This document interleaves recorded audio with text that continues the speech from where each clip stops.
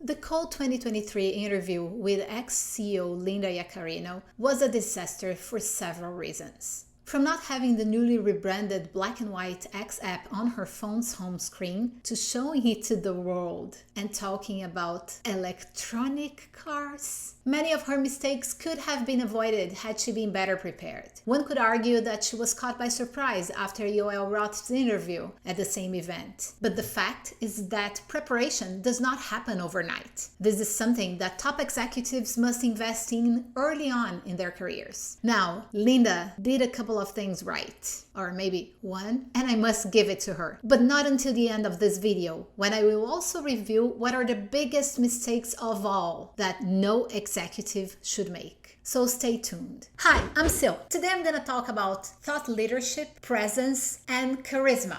All these attributes that we were not able to see during Linda Yaccarino's interview at Code 2023. You don't want to make the same mistakes. So watch this entire video to learn what not to do if you want to be perceived as a leader. And don't forget to hit the like button, subscribe to the channel, and ring the bell so you do not miss any videos. First, I must say that it really hurts me to criticize a woman in a leadership position. It is much harder for all of us to get to these chairs. So we should all be cheering up for each other. However, toxic leadership exists everywhere. And when we see smoke, well, we should call fire. So today, I'll point out some of Yaccarino's behaviors that lack 3 critical leadership attributes: thought leadership, presence, and charisma. So stick with me. Beginning with the latter, charisma is a gift. However, it can be trained. Training charisma probably won't make you the most charismatic person you know in the room, but will definitely help you not to be seen otherwise. I don't know if ex-CEO lacks charisma in her daily life. What I know is that we could only feel her arrogance. From the very beginning, when journalist Julia Burstein mentioned the previous interview with former Twitter executive Yoel Roth to not making eye contact with Burstein, these are not behaviors we expect from a leader. Yaccarino also demonstrates arrogance by being defensive, diminishing people and brands such as Roth, Telegram, and Twitter. Yoel had 25 minutes to talk about it. Did you say Telegram? Don't look back and compare yourself to a legacy company that doesn't exist anymore. Another awful habit that Yaccarino seems to have is interrupting people. I would be surprised if you wanted to get rid of a free version. Why wouldn't we? To have no free version of X? Okay, so the ad-supported content on all the I think broadcast my background is being a very senior executive. There's been a lot of... Is anyone in this room... Can I finish, please? Wait, Linda, sure, let me finish. Sure, please, let me finish. Sure. Do you... I want to be clear about the situation. Is how I've known you. Well, I'm a nurturer and a solution provider. So let me finish the question. For your partner in your company to be threatening that lawsuit. I'll repeat what I said. Again, I don't know how she is with her collaborators in her daily interactions at X, but showing this type of behavior on TV, especially against another woman, is something that I despise, and you should too. Shame on you, Linda Yaccarino. Women have been fighting for so long to have their voices heard that any attempt to cut us out is a disservice that must be shamed. And this bad habit fits both into her lack of charisma and lack of presence. So let's talk about presence, the second attribute that I listed as critical for leaders. Presence is a combination of how you look, how you feel, how you talk, and how you act when you're quiet. Great leaders are known for their impeccable presence. Elegance, strength, posture, assertiveness, and kindness are all related to presence. When we observe Yaccarino's body language, she talks about her card and then sits back carelessly. She keeps looking at the floor while the journalist speaks. Then she waves her hand, arms straight, kind of dismissing Burstein's words, and her palms are almost always facing her or facing down, which gives us the impression that she's hiding something, protecting something. And this is something I talked about in a previous video. Linda Yaccarino was visibly uncomfortable, and her whole body was giving her away.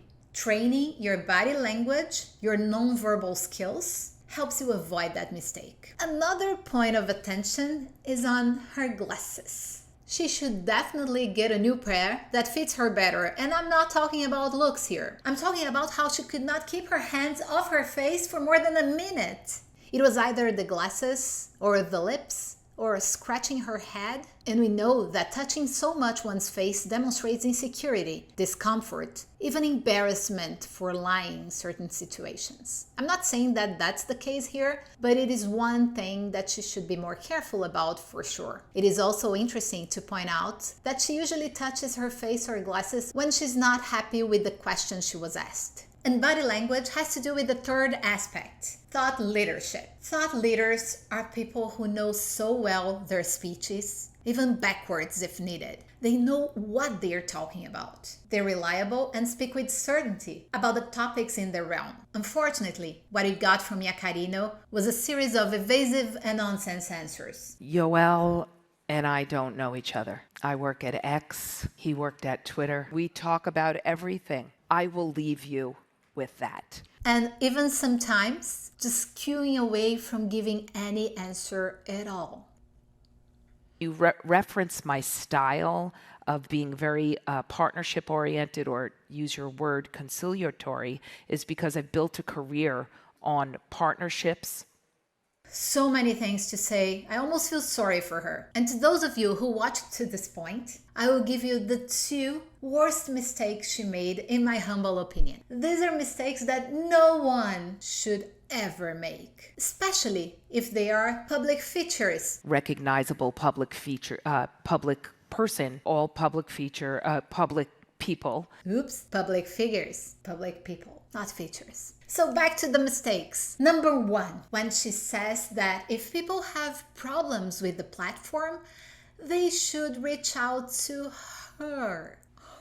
If he'd reach out to me directly, I'd be happy to help anyone in this room or anyone who's listening. She specifically says anyone in this room or watching. Can you imagine a platform like X not having a system in place to handle safety issues? I mean, can you? Do you pay all this money to a CEO to do that? Should she give us her phone number? Did she give you? I don't have it.